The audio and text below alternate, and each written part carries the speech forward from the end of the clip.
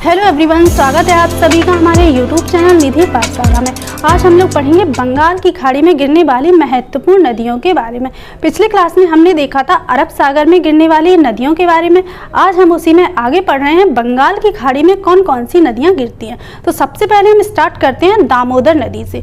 तो जो दामोदर नदी है वो छोटा नागपुर के पठार यानी झारखंड से निकलती है और इसका बहाव क्षेत्र देखें तो झारखंड और पश्चिम बंगाल में ये मुख्य रूप से प्रवाहित होती है और आगे जाकर के बंगाल की खाड़ी में ये गिर जाती है। तो ये आपको याद रखना है। उसके अलावा जो झारखंड से ये निकल करके पश्चिम बंगाल में हुगली नदी में मिल जाती है।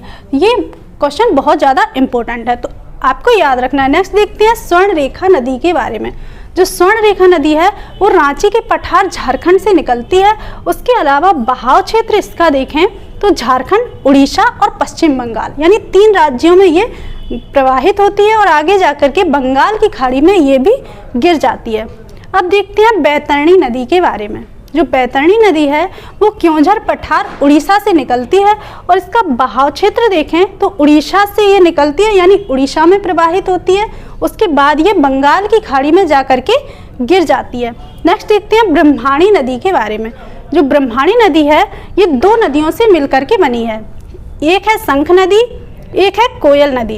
ये दोनों नदियां झारखंड से निकलती हैं और आगे जाकर के उड़ीसा के राउरकेला में ये आपस में मिल जाती हैं। उसके बाद इसका नाम हो जाता है ब्रह्माणी नदी और ये आगे की ओर बढ़ती हुई बंगाल की खाड़ी में गिर जाती है। नेक्स्ट देखते हैं महानदी के बारे में जो बहुत ज़्यादा इम्पोर्टेंट है।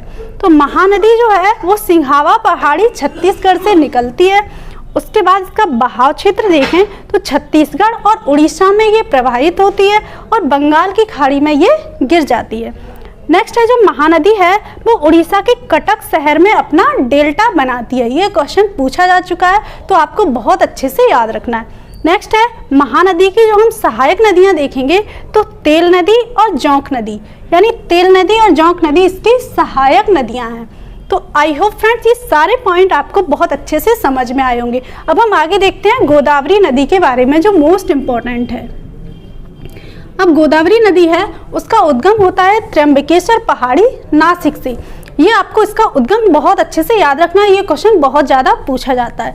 अब इसका हम बहाव क्षेत्र देखें तो महाराष्ट्र, छत्तीसगढ़, तेलंगाना और आंध्र प्रदेश यानी इन राज्यों में ये नदी प्रवाहित होती है गोदावरी नदी और आगे जाकर के ये बंगाल की खाड़ी में गिर जाती है।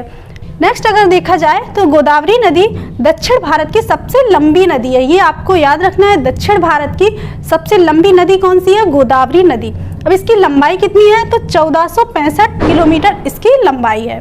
नेक्स्ट है गोदावरी नदी को वृद्धगंगा, बूढ़ी गंगा और दक्षिणी गंगा के नाम से भी जाना जाता है। तो ये पॉइंट आपको बहुत अच्छे से याद रखना है कि इसे दक्षिणी गंगा कहा जाता है, क्योंकि आपको कंफ्यूजन होगा।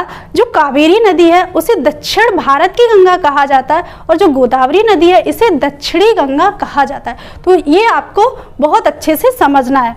नेक्स्ट है नासिक शहर गोदावरी नदी के किनारे पर बसा हुआ है। ये क्वेश्चन भी पूछा जा चुका है तो आपको बहुत अच्छे से याद रखना है। नेक्स्ट अगर हम इसके स्ट्रक्चर की बात करें यानी गोदावरी नदी का जो हम स्ट्रक्चर देख पा रहे हैं ये त्र्यंबकेश्वर पहाड़ी से इस तरीके से निकलती हुई आगे की ओर बढ़ रही है।